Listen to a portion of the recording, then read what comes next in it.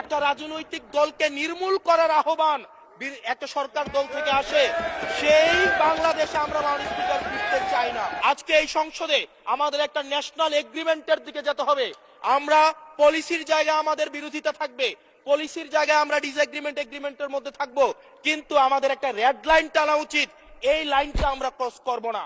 আমরা যখন শুনতে পাই যে একটা রাজনৈতিক দলকে নির্মূল করার আহ্বান একটা সরকার দল থেকে আসে, সেই বাংলাদেশে আমরা মাননীয় স্পিকার ফিরতে চাই না।